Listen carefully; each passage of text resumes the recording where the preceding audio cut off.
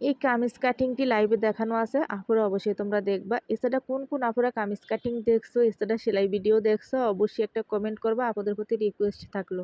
Kameez cutting করার পরে টুকরো কাপড়গুলো দিয়ে আমরা গলাগুলো তৈরি করে নিব। তো এই পিন আপটা করা অনেক অনেক গুরুত্বপূর্ণ। নতুন আপুরা তোমরা পিন আপ বসিয়ে নিবা।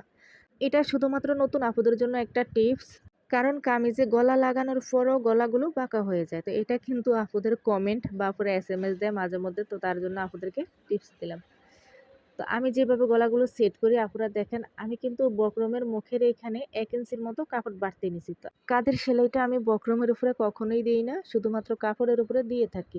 তো সাইড থেকে যে আমি 1/2 ইঞ্চির মতো কাপড় রেখেছি, এই কাপড়গুলো আমরা মুড়িয়ে সেলাই করে নিব। ধৈর্য এবং মনোযোগ সহকারে ফুল ভিডিও না দেখলে আপুরা কখনোই কাজ শিখতে পারবা না। তো আমি এখানে গলাটি তৈরি করে নিয়েছি। তো আমরা গলাটি এভাবে ভাঁজ দিয়ে মিডলটা কিন্তু চিহ্নিত করে নিব। এছাড়া কামিজ পাটের ফুট লাইনের অংশ আমাদেরকে এভাবে চিহ্নিত করে নিতে হবে। তো চিহ্ন অনুযায়ী আমরা গলাটি এখন বসিয়ে দেব।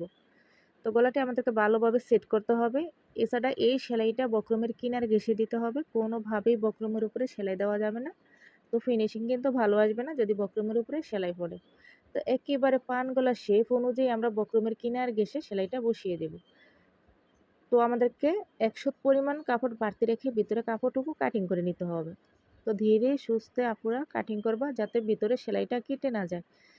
তো এভাবে আমাদেরকে গলাটি উল্টিয়ে নিতে হবে। তো গলাটির ফিনিশিং কেমন হয়েছে অবশ্যই কমেন্টে তোমরা জানিয়ে দিবা, কারণ ভিডিও আপলোড দেওয়ার পরে তোমাদের কমেন্টের অপেক্ষায় আমরা থাকি।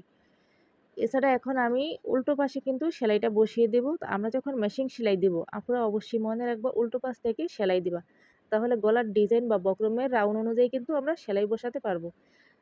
এছাড়া আমাদেরকে পিছনের গলাটিও কিন্তু তৈরি করে নিতে হবে।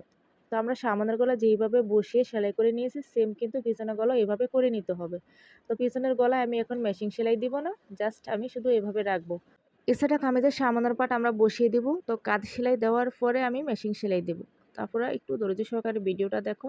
তো এখন আমরা পিছনের পট্টিটি সামনের পট্টির উপরে এভাবে মুড়িয়ে দিব, যেহেতু সামনের পট্টি আমি মেশিন সেলাই দিয়ে নিয়েছি। তো এখন আমরা পাকাভাবে কিন্তু কাঁধ জয়েন করব।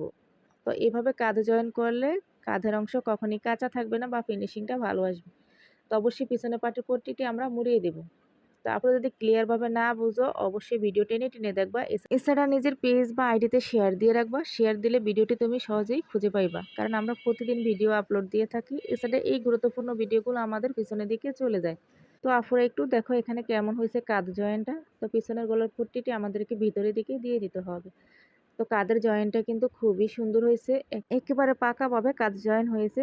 তো এখন আমরা মেশিন সেলাই দিব। উল্টো পাশ আমাদের কিন্তু করে নিতে হবে। তো আমি আরেকবার একটা কামিজ কাটিং ভিডিও দিয়েছিলাম, ওই ভিডিওতে কিছু কমেন্ট